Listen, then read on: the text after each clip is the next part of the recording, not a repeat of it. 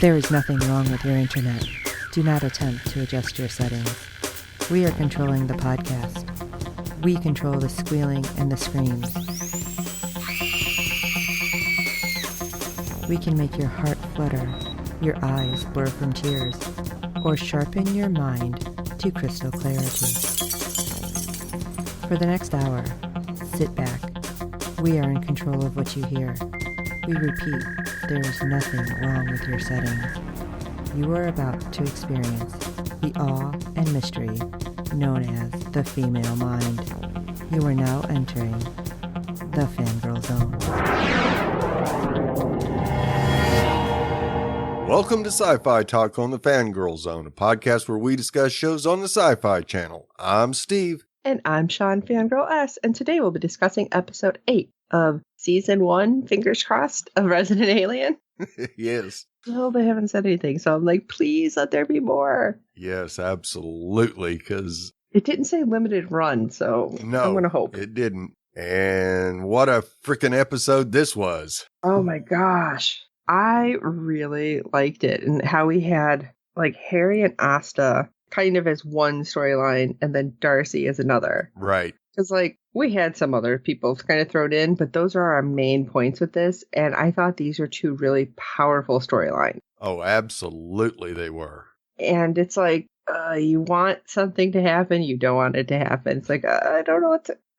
So I'll just tell you, yes, I loved it. I was interested with what was happening with our kind of side stories, where you get the sheriff and Liv and our agent duo, even though they're not agents. Right. They're secret squirrels, let's put it that way. So I'm just like, what's next? And we're at episode 8. Yes. Only Now, a couple more. Yeah, I'm saying we looked and said there's 10. So, I guess I can like let go of that breath I was holding because I wasn't sure how many we had, but still, I'm so excited. And the truth is out. Oh, yes. Some people know. Yes. Well, let's jump into episode 8, Into the World as We Know It. Harry must rely on Asta and Darcy for survival. So, of course, we open in the crevasse as we get a shot of Harry and the girls in a deep crevasse, and the camera pans up and out to reveal the storm is coming. I feel like we just got out of, like, the deep winter part. How right. Are we, like, right back in it? How high up are we in the mountains? Jeez. Well, in Colorado, they've got some pretty big peaks. Now, I don't think the largest ones are in the southern part, but I'm thinking probably 4,000 to 5,000 feet. Hey. Somewhere, maybe 3,500. As they regain consciousness, they discover Harry's leg is stuck under fallen ice and he is unable to move it. Asta checks for a signal on her phone as Darcy and Harry argue over whose fault it is. Yeah, and when Harry's like, it's your fault, you were too heavy. And I'm like, oh. Yeah. Wrong Harry, thing you to don't say, Harry. Say that. No. No. And Asta verifies there isn't a signal, and Darcy decides they're leaving Harry there. Yeah. Well, I mean, don't really blame him. No. But I thought that was funny. Asta's like, oh, guess the glacier isn't on my cell network. Yeah, on my plan. And Harry notices his device is lying out in plain sight and is unable to reach it, but he does manage to cover it with some snow. So it's not quite as obviously glowing green.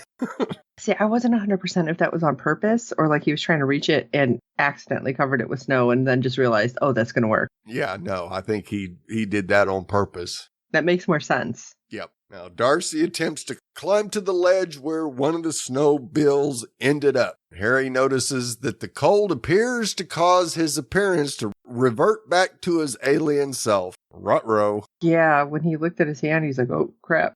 Like, try to hide it really quick.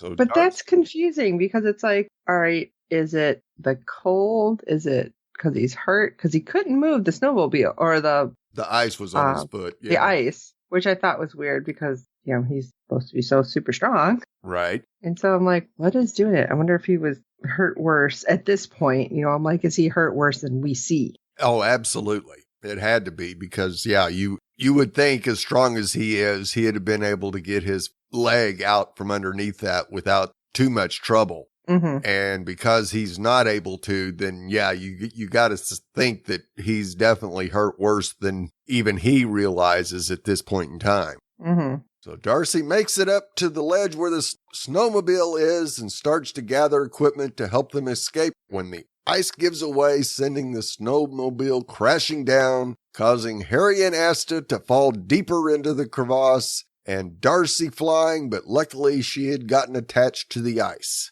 Oh my God, that was like so scary. Oh yeah.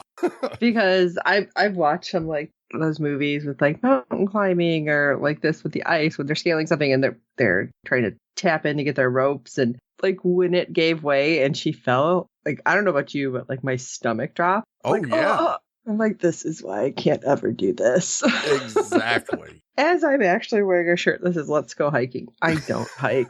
I'm just telling you.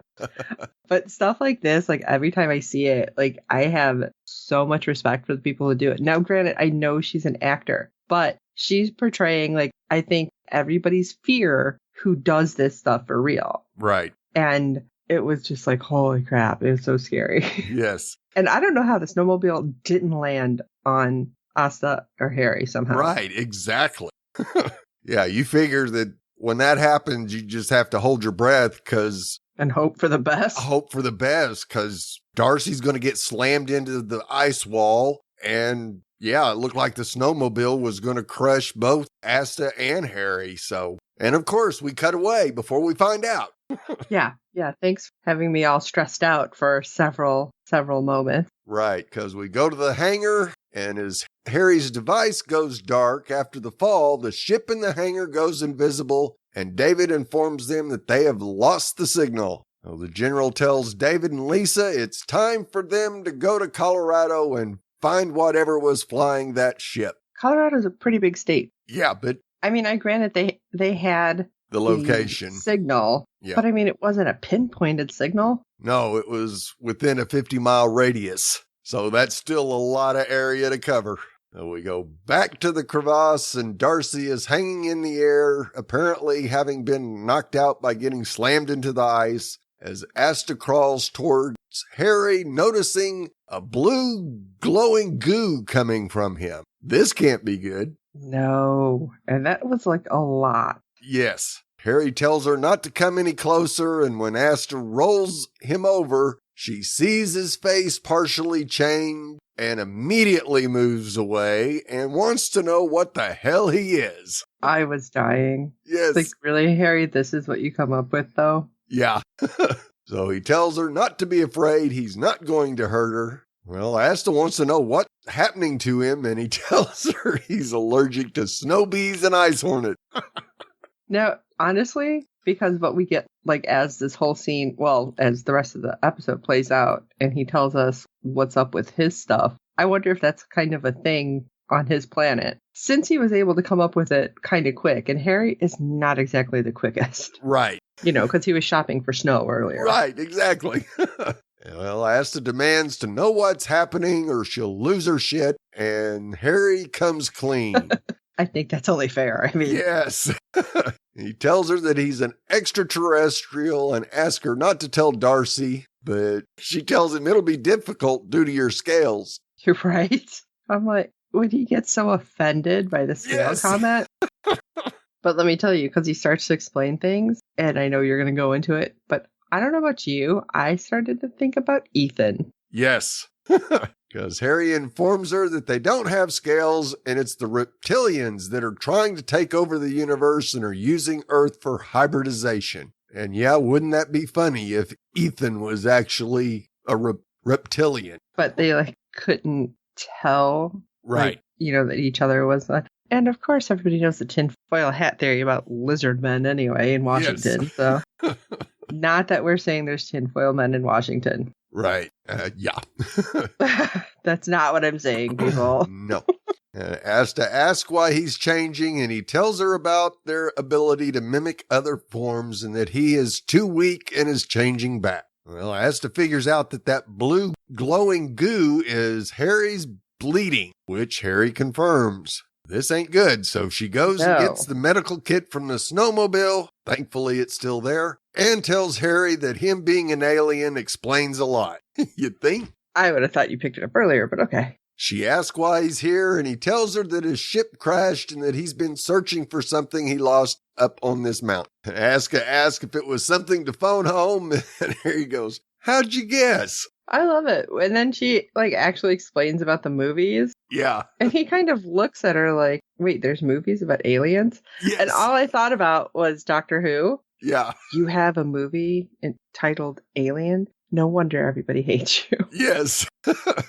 I'm like, oh my God. His Asta thinks he's there either to go back home, kill them, or eat them. And Harry informs him they don't eat humans and asks her to fix him as he will bleed out. And she reaches into his pants and... Oh, that part's still human. Yes. Which oh my God, Steve. I thought I was going to pee my pants. Yeah. Because I was not expecting. He's like, oh, I don't mind. Yes. Because that's just my penis. I don't mind. And she's like, oh my God. I was like, seriously, I need to know how Alan Tudyk is able to do this. Straight face. Without losing it. Because this, it's not like you're, delivering Shakespeare in that moment. You're talking about your human penis. Yes. Okay. And it's like, oh God. It was just too much. I loved it. It was too funny. I seriously had to stop. I'm like, I can't. I need a minute to recover. Yes. Especially when, I don't remember if it's at this point they start talking about Isabel or if it's a little bit later. Yeah, I think it's a little later. But I was like, oh, good God. Yes. Alien babies. Yeah. No, she would smell weird. But anyway, I'm sorry. That's all right. They find the artery. Yes, asks if he has arteries, and Harry tells her to cauterize the wound and points to the flare. Oh, really? I was like, holy crap, that's going to hurt. I love it. I have a higher pain tolerance. Yeah. Do you, though? Yeah. Not in a weakened state, apparently, because when she puts the flare on the wound, Harry screams to holy hell, and it's enough to wake Darcy, who's hanging out. I don't know how more ice didn't come down with that yell. Yeah, exactly. Darcy yells for Asta, and she responds, and Darcy tells them she's going to try to get out. And Asta tells Harry that her father knows she's missing by now, and that the whole town will be coming up the mountain looking for them, which causes Harry some concern as he imagines the town with pitchforks yelling, "Kill the creature!" a la Frankenstein. I was like Frankenstein, Beauty and the Beast, kind of both. Like, exactly. Going through my head. And you got Sheriff Mike leading the town. Oh, well, come on, he would be. But I don't see Liv being one of those people. No. So that was a little surprising to see her by his side like that. But Harry doesn't know what's going on either. No. So Harry tells her that could be bad as he is getting weaker, and Asta figures out that he will become more alien, which won't be good. No, it won't. Yeah, they might notice. Yeah. So we go to the town hall when we see Ben coming in, being followed by an older lady complaining that she's lost 6 chickens to millennials racing down her street, and she needs speed bumps instead of warning signs. Can I just say how apropos this moment was? Because right when this lady says it, there's somebody who was revving their engine, and I heard them speed off in my neighborhood. Right. Like, seriously, I'm like, what? Yeah. I seriously stopped. I'm like, let me rewind a few seconds to see if that was part of the show. Yeah. I'm like, oh no, that really is my neighborhood. Okay. Right. I'm like, that was so weird. Life imitating art right there. Exactly. So Ben informs Mrs. Flaherty that he will look into it as she gets into the elevator, and he turns around to find the sheriff, who informs him that his problem is learning to say no. And this isn't going to go well, as they get into a discussion on what women want, and tells Mike he might not be the best judge, and reminds him that Deputy Liv quit. Oh my God, that was so good. Because you've seen that it really got under Mike's skin. Oh, yeah. And I'm sorry, you totally deserved it. But Yep. when he's like, yeah, maybe you're not the expert on ladies now, are you?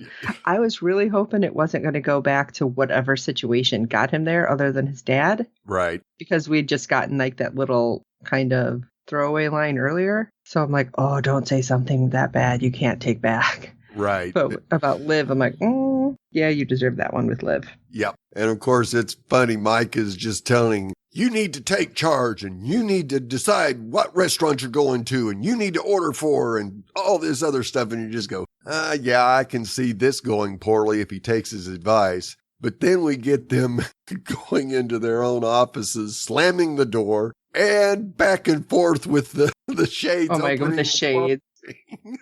That was just so funny. It was. But we see Ben calling Kate and tells her they are going to Laurent's tonight. And no, it's not too expensive because city employees get a 15% discount. I'm like, okay, well, I thought that was funny. I kind of figured the mayor would get a discount everywhere, but that place is so tiny. They probably got like 5 restaurants anyway. Yeah, exactly. So we go back to the crevasse. As the storm gets closer, Asta informs Harry that the flare seems to have stopped the bleeding and wonders if he will be able to turn back into Harry. Harry tells her once he regains his strength, he will be able to. Then Asta asks about the real Harry and what happened to him. Harry thinks, I killed him. But he tells her that he doesn't know and that he took shelter in his home and used his DNA to take his identity by using skin cells. Yeah, I don't think humans shed a lot. Yeah, he said you shed like crazy. Like, ew. But like he says that, and I'm just like, ew, gross. Is that true? I wanted to look it up, but I was afraid to. Right. But when he's thinking, oh, his body is in my freezer, I'm like, yeah, dude, you really got to get rid of that fast. Yeah. So, of course, Asta has to ask how his wife didn't know he was an imposter, and Harry informs her that some people see only what they want to see. And we get... That's totally true. Come on. Oh, absolutely. And then, of course, Asta takes it to the next level, asking if they had sex. And Harry goes, well, she had sex with me. I didn't have sex with her. Oh, God. And then he got really detailed. Yeah. I was just like, oh, God, Harry, stop. And when he's like, she had sex in front of me, I'm like, oh, please stop. Please stop. So Asta I have a feeling Jazz will have something to say about that. Oh, absolutely she will.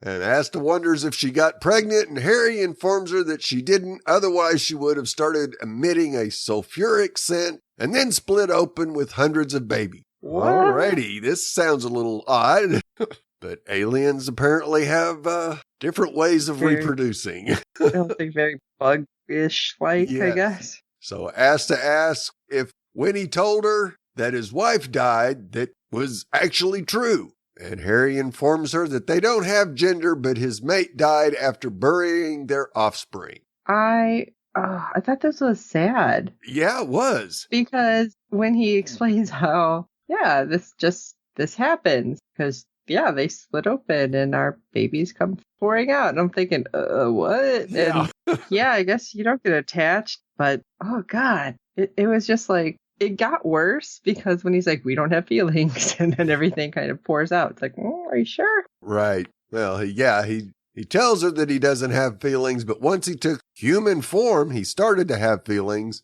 and he doesn't want to talk about it, yet he does, and tells her that he had 342 children and never worried about them until now, and he can't stop thinking about number 62, which had his eyes. How could you tell? Number 62. Okay.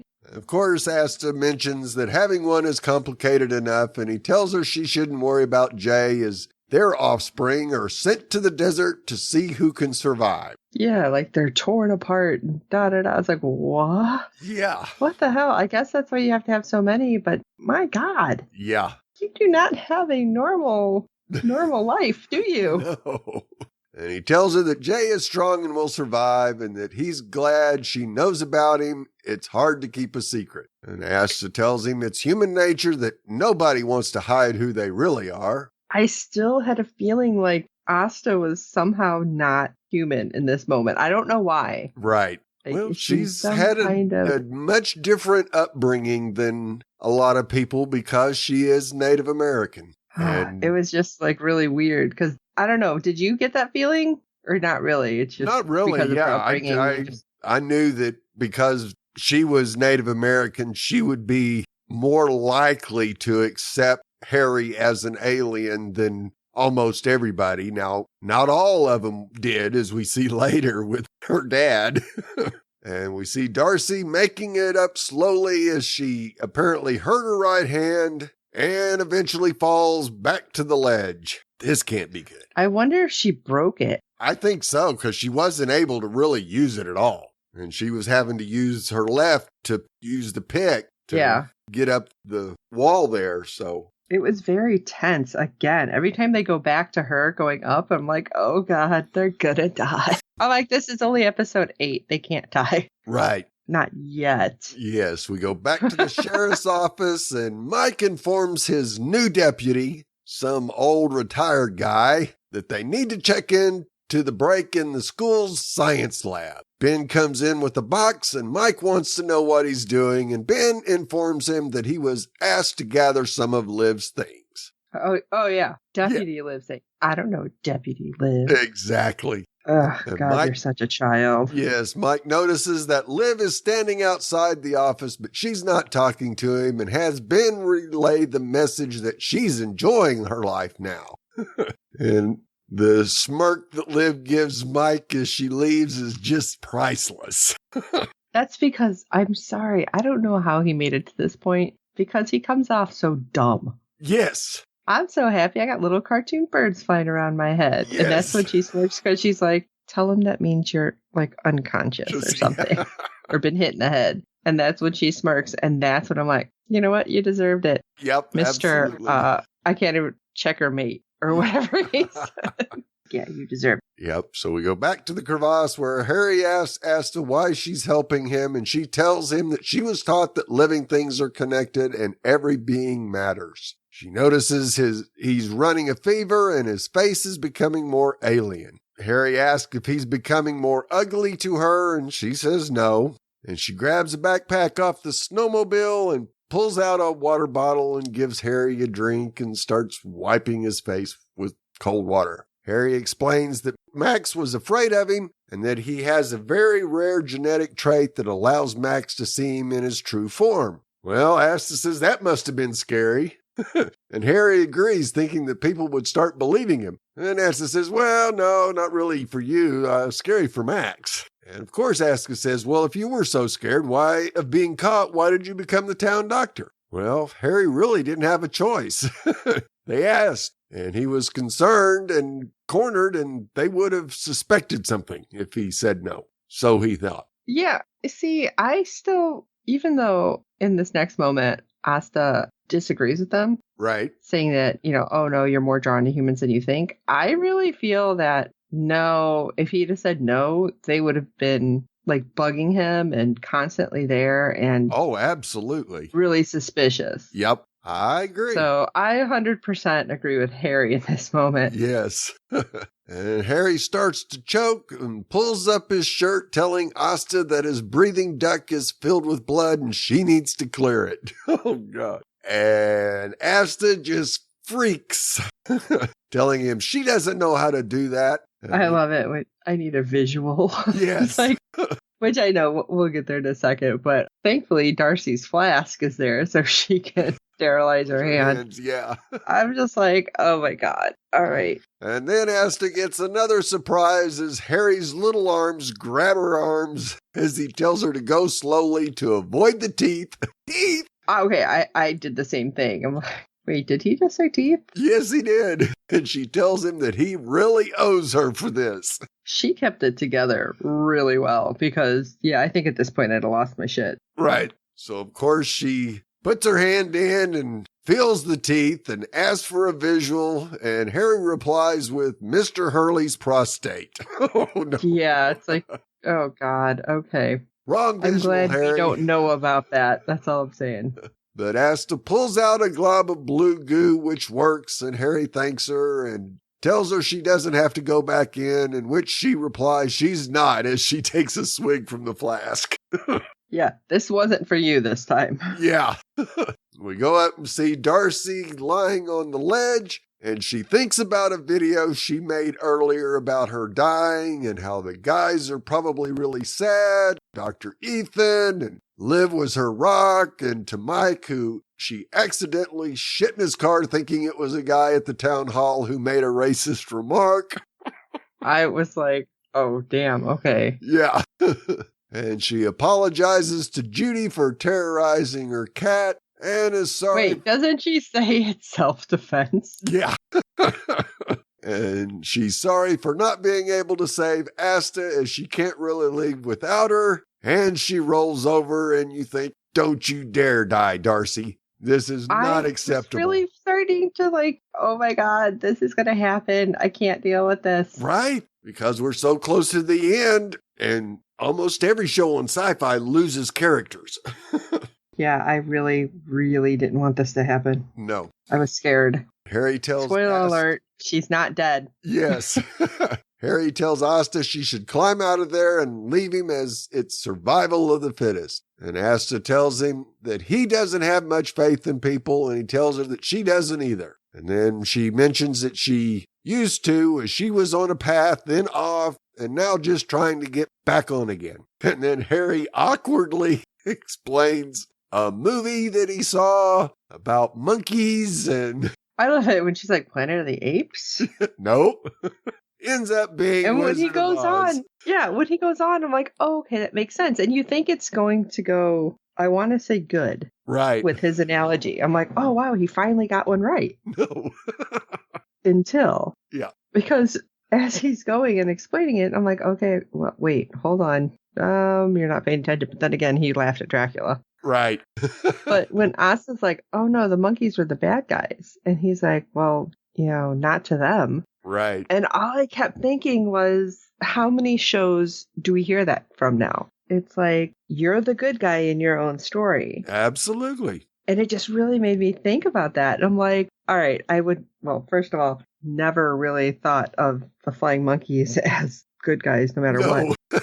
Even after seeing Wicked, I'm like, I don't know how I feel about that. Right. But it was just really interesting. And I'm like, okay, it's taking a literal alien to say this to Asta. I'm like, I feel like she would have picked that up before anyway. Right. Like with everything that's happened, even in her own life. But I just thought that was kind of interesting that Harry puts it out there. And she doesn't dispute it, though. Right. That's what I really liked about it. She didn't just dismiss it and dispute, no, Harry, that's not what the story was, blah, blah, blah. Yep. So Harry asks if she could find his radio, and she wants to know his real name.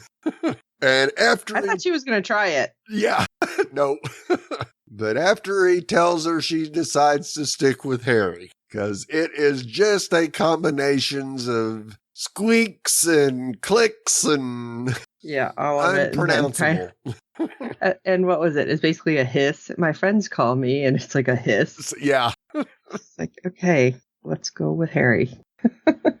And we go back to check on Darcy, who dreams about her accident at the Olympics, and Asta visiting her in her hospital, telling her that she didn't drive 10 hours to watch her quit. Oh my God. I love that little scene. Oh, absolutely. And because it got Darcy moving. It did. It absolutely did, because we hear one of the nurses tell her, you need to get up, and she's just not moving. And Asta helps her to get up and tells her she's not quitting. And Darcy wakes up saying she's not quitting and getting them out of there and starts up the ice wall again. And we go to the diner where we find that David and Lisa have arrived in Patience, and David is telling Lisa they have no idea what they're getting themselves into, as they have no idea what the alien looks like, and it could look like a human. Or a tree. Yeah. I love when he throws that out there later. It's like, that's true. You have no idea. Yep.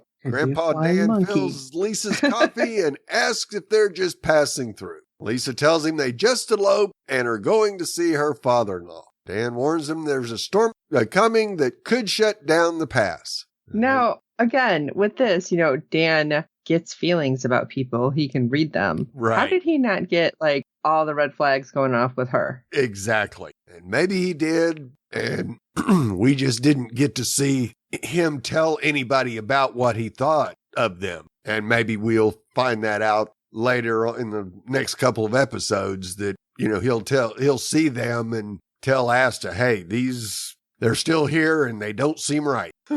Let's hope so. So as they leave the diner, David tells Lisa they should have backup, but Lisa reminds him that it is tethered to the ship, so it has to be close. And once inside the RV, David tells her he's going to call the military, which causes Lisa to put him in a chokehold, saying that this is supposed to be a secret and he won't live very long if it gets out. And you go, all right, she's just going to take him out right here now. And I was freaking out. oh, yeah. David's the only one that's got any brains.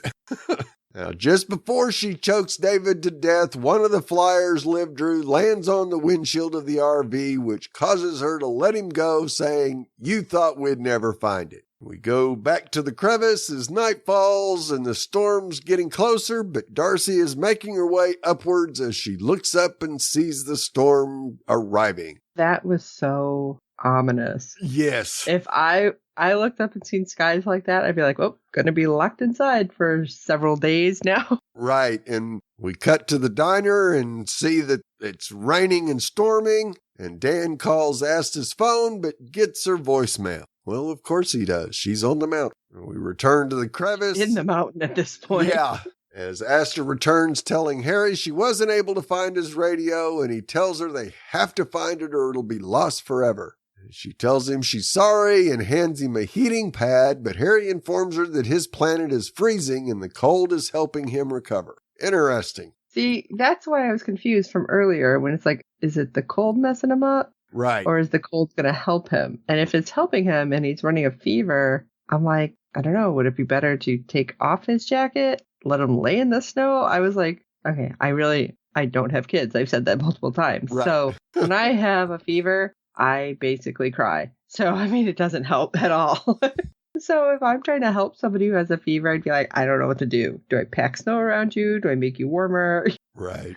And you're an alien. I really don't know what to do with you. What do you need to be upside down? You know, like, I mean, Asta 100% was like on the ball. She's a nurse. Obviously, she knows better than I do. But I'm just thinking, how are you still keeping it together? Because you know something's not right. Even if he's telling you, oh, I'm from an ice planet. It's fine. But then earlier he also said he sent his kids to the desert. Yeah. So I'm like, is he losing his mind? Is he mixing up planets? What is going on? Yeah, exactly. Maybe the fever's making him delirious. Exactly. So Asta asks Harry about what his planet is like, and he tells her it's magnificent and brutal, like his people. And Asta tells him that some native people have talked about their connection to people from beyond the stars, and he tells her that they have been coming here for thousands of years, guiding humans, mentions Stonehenge and the pyramids, and long before that. She asks if they're here to help humans, and he tells her they have always tried to help, and humans welcomed them for thousands of years until something changed, when humans became more fearful of them and each other.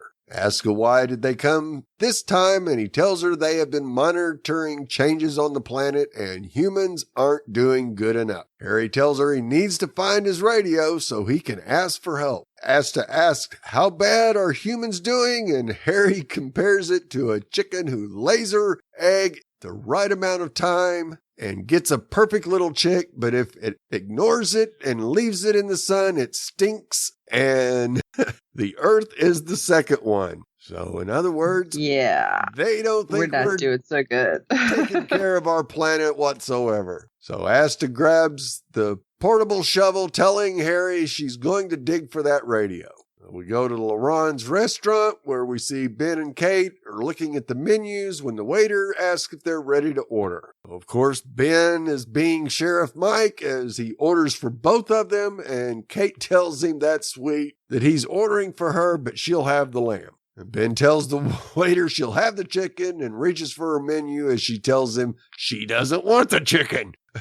Oh my God. And I have never had a guy order for me. Right. And I think I would be a lot like Kate, even though Kate's kind of like wackadoo at times. Right. Like, I mean, he doesn't know in this moment what she really wants to eat. Come on. No. I mean, my husband and I have been together a really long time. The only thing he orders for me is pizza. Okay. Right. Yep, that's about it. It's like, no, because I changed my mind. I don't have like a usual, like when we go somewhere, there's like a several usuals, I guess. Like Right. I rotate through. So that would make me crazy. Yeah. And then I didn't get the whole, oh, I'm going to have the escargot. First of all, I'm like, I don't think I'm brave enough to ever try it. No. Personally. No. But when she's like, you hate it. So why are you going to try it? Yeah. Makes no sense. No. I want this because I don't know what you think it's like posh. It's not going to be very posh if you're puking it up later. Exactly. Just say it.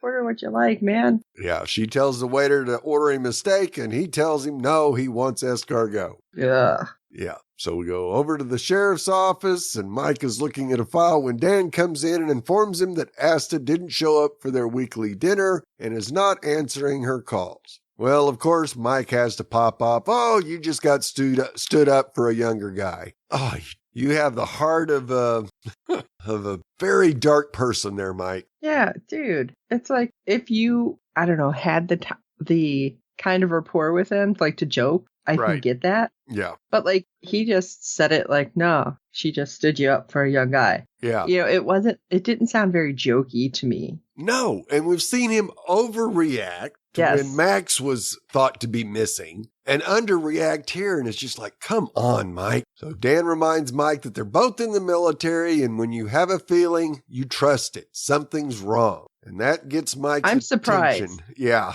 Yes. That he actually is like, oh, okay, man. I get you. And asks Dan if he wants to ride along, which he does. So they figure they need to go to the 59 first because if anyone knows where Asta's at, it's Darcy. Well, not quite, because we go to the crevice and Darcy is still making her way to the top as the clouds are getting darker and snow is starting to fall. And I mean, she's only a few feet from the top, so it's so close. Yes, but it probably feels like miles. Yes. Because she's hurt, and I couldn't imagine. It's like every time they show her like that, it's like, oh my God, are you going to make it? Please make it. And we go back to Laron's restaurant as Ben is struggling with his snails as Kate asks him if he's okay, as he's been acting a little weird. He kept sucking them out. Yes. I mean, is that normal? Anybody who's actually eaten snails, you need to tell me if that's like how you actually eat them. Right. Because I feel like that would be rather odd in a fancy restaurant. Yes. Slurping them out of the shell. Yes, he tells her he's just enjoying his anniversary with his beautiful wife as he notices Liv enjoying herself with the gentleman. First time we've seen this. Yes. And she seems very happy. It's even better to see Liv happy. Yes, I am loving Liv right now. Yes, so Ben has Kate slide over so he can sit with her, but he still can't keep his eye off Liv and sees her and the gentleman kiss. So Ben kisses. Okay, has it been that long that they've been on a date? He's like, oh, what do we have to do? Yeah. I mean, come on. You've wooed her to marry you. You know how to date, right? Yeah.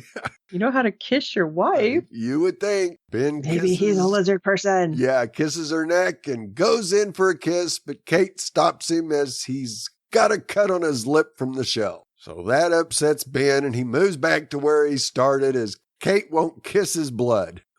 Okay, I'm not kissing my husband's blood either. Hell no. They're like, oh my gosh, hold on, let me get that to stop. You know, instead he's like, rah, rah, rah, rah. Yeah. I'm like, okay, I don't know what's going on, but no. Yeah. And Kate wants to know what's going on, and Ben tells her he thought she would like it if he took charge, especially with what she said the other day. Kate tells him that she did say that, but that isn't him, and she wants them to be a team. And we see Mike and Dan come into the restaurant and go up to John and Liv and inform her that Darcy and Asta are missing. Mike tells them Darcy called in as she was going up to the glacier, and John replies he needs to call his office. So at that point, you figure John must have been the chopper pilot. Oh, yeah, because we never really get a full, like, explanation of who he is, right? Yeah. Well, I mean, in the chopper. Yeah, I don't think we got a good full-on. You don't get a full face. And the goggles and the helmet and everything. Yeah. So Ben and Kate come up wanting to know if everything is okay, and Mike informs them of the situation with the girls. John gets off the phone and tells them that 2 snowmobiles were taken out but have not been returned. John decides to get the chopper but says the storm won't subside until daybreak. Well, Dan isn't going to wait till then, as they'll freeze, and gets out of there. And then, as we see Mike leaving, he runs into Abigail coming in with another man, laughing and smiling. Yeah. Pretty early to be dating, don't you think? Just a little. And that makes him pause. Well, duh. I'm like, oh, she totally did it. And I'm thinking the Botox was like something she was pumping into her face.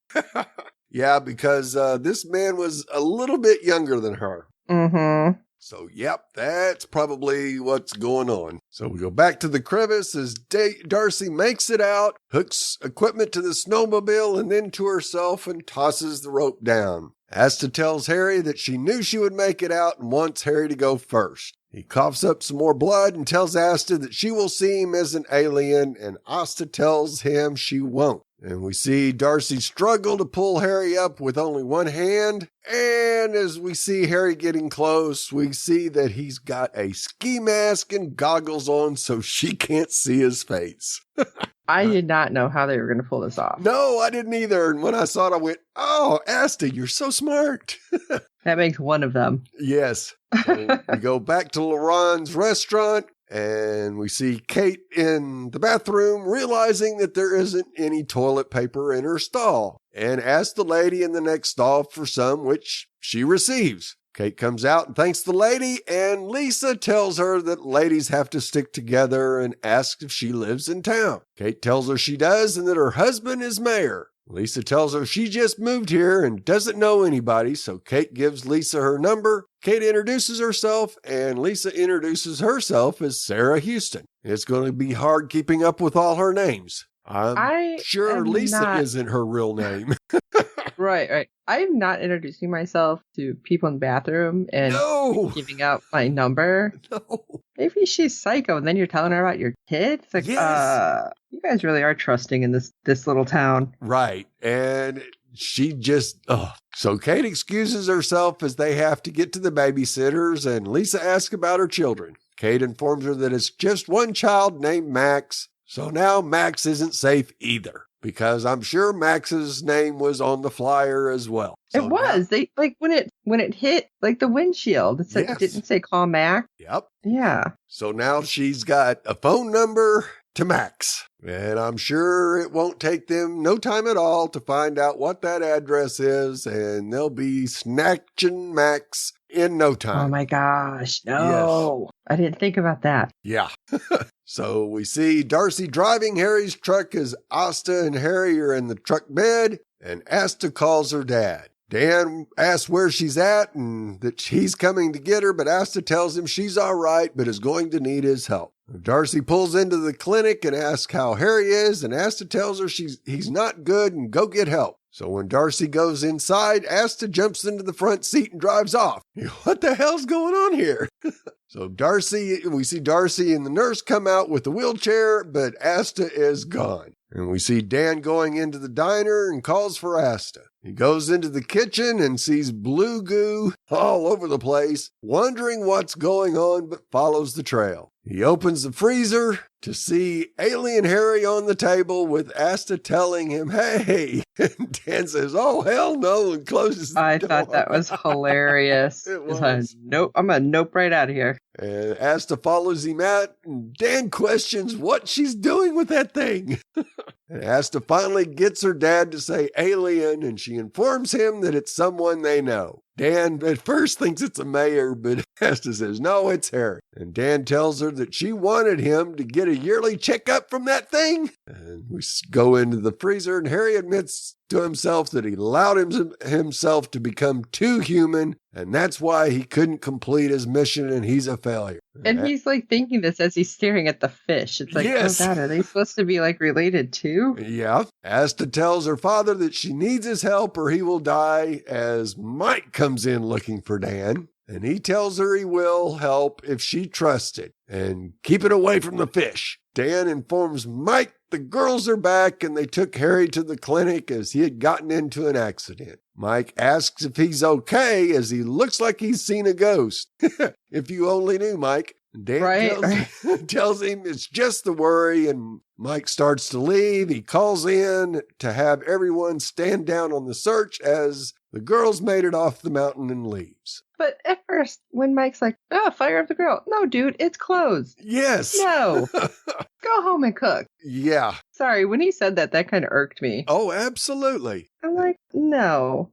This man was like worried about his daughter. Now he's waiting for what's going on. Not, unbeknownst to Mike, there's an alien. Yeah. But still, no. Ask him to you cook don't for get you. what you want when you want it. This isn't that type of town where you just do whatever you want. Yeah, it's not a 24-hour diner. Exactly. We see Asta telling Harry he's getting worse and what can she do? And Harry tells her without the radio, she should just let him die. Well, Asta pulls the device out of her coat and gives it to Harry, and he thinks that if she knew what it was, she would let him die. Well, yeah. And he tells her that his leg is poisoning him and they need to remove it. Asta has her father get the meat cleaver, and she raises it in the air and tells Harry she's so sorry but is unable to do it. Dan tells her he will. I'm watching that. I don't think I could have done it either. No. And Harry tells Asta he's scared, and she holds his large hand. Asta tells Harry to look at her, and she won't let him die.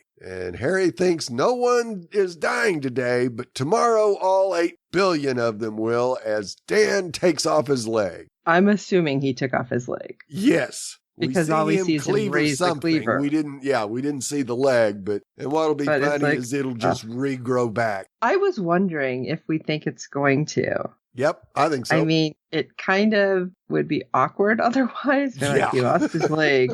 Yeah, that would make things real awkward to be a human if you have a stump and one leg. Yeah, and then, I mean, he's able to change his appearance. I don't see why not. Yep. Yeah, I kind of expect that Harry will regenerate that leg overnight and he'll be back to his normal human self. Come morning, he'll wake up in the freezer and be cold and naked. And Asta will go, ah! Right. All right. Now I've touched it and seen it. Damn it. Right. I didn't think about that. Yeah. Oh my gosh. This one, like, I was so stressed out with a lot of this. Oh, absolutely. And I don't know what she's going to tell Darcy. Yes.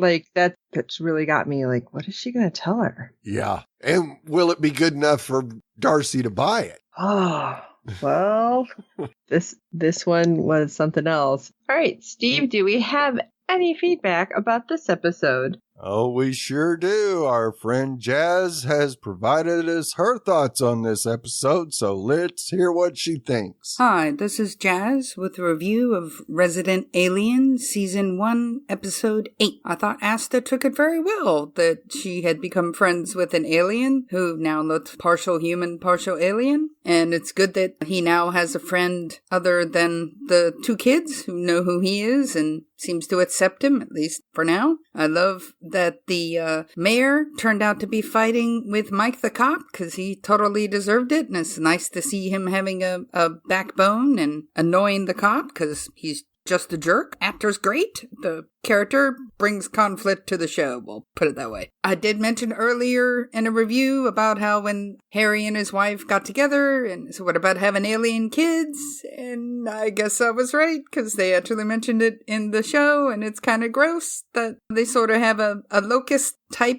setup where when you get together, one of the mate dies. In this case, they explode because when they're pregnant, they have 342 kids. And that's just, childbirth is horrible enough, but that's definitely different. Loved that Harry actually had dad guilt now that he's a human and he was worrying about number 2. And so I thought that was nice. It showed that he was actually caring. So there's hope that he might not blow up the Earth with his P-238 exterminator. Marvin the Martian reference. Now, maybe Harry will feel guilty about blowing up the Earth since Asta's saving his life. Dad, Dan, chopped off his leg. Hopefully that grows back. And hopefully he'll have some angst about blowing it up and maybe not blow it up quite yet.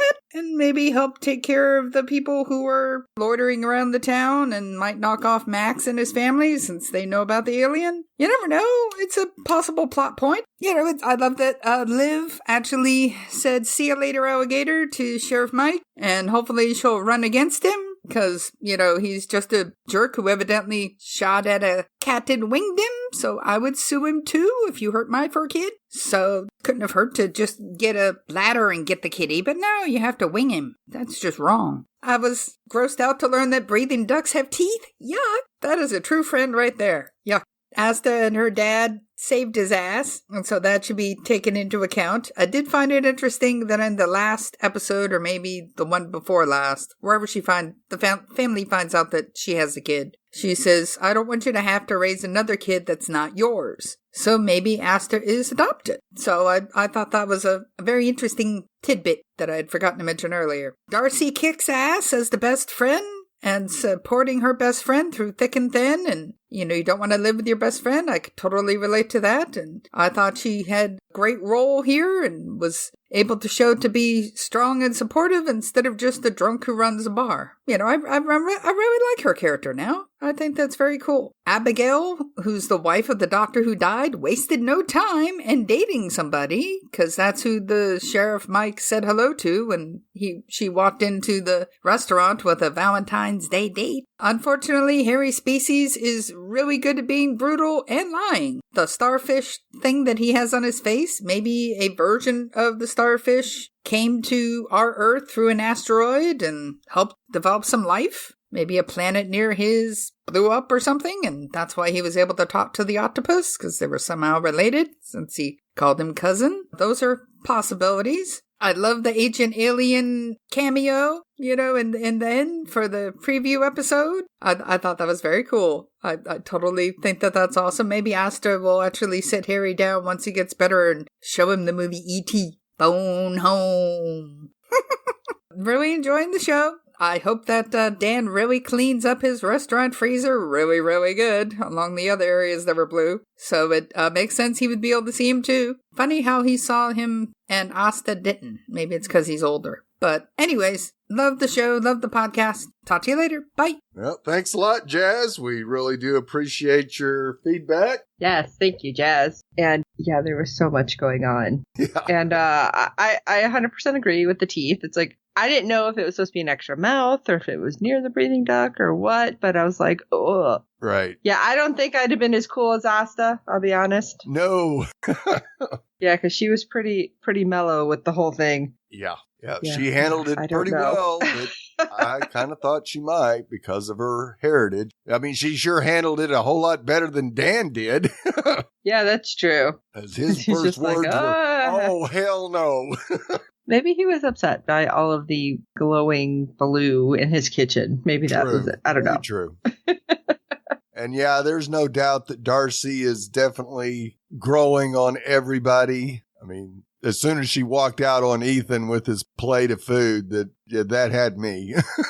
But yeah, saving both of them one-handed, yeah, that's pretty heroic as far as I'm concerned. And yeah, I can see a situation now that our killer couple is in town that Harry may have to save Max. So that may be something that helps Harry change his mind of eliminating humanity. I want him to change his mind, but it just seems so back and forth. I know. Like, even as Asta was saving his life. Yeah. Like, in Harry. his thoughts, he was still thinking that, yeah, he's ready to finish his mission and go home. So we will just have to wait and see what the last 2 episodes bring. But we do know we've got a wild ride ahead of us. So I'm happy that we have a couple more episodes. Yes. Because maybe Harry will have his mind changed. Yep. Fingers crossed. Yes. Well, once again, Jazz, we really appreciate your feedback and looking forward to hearing from you again. Thanks, Jazz. You know how we feel. We want to know how you feel. So shoot us your feedback at sci-fi talk@fangirlzone.com. Let us know. We'd love to share it with everybody. And you can do audio or I wouldn't say visual. We're not the AV club. No. You can just shoot us an email. We'll read it and respond. If you have questions, if you have answers for some of the insane stuff that happened, or if you just have a pet peeve about something that happened today on this episode and you want to tell us, because there's always little things that stick out in my mind. I don't know how to do any ice climbing or mountain climbing. So if you're one of those people and something just irked you, I want to know. Absolutely. But while you're at it, if you can rate and review us on iTunes and every other platform you find us at, because good ratings and reviews help other fans of the show find us. Tell your friends about the show. It's so good. Yes. And we, of course, hope you're enjoying our podcast. So don't forget to go to www.fangirlzone.com. Check out the contacts page there. It's easier to get a hold of us. And all the stuff that we are working on to revamp our website. And if you have ideas how I can revamp it, shoot them to me too. And for this episode of Sci-Fi Talk, I am Sean Fangirl S. And I'm Steve. My people don't have scales. That's racist. And until next time.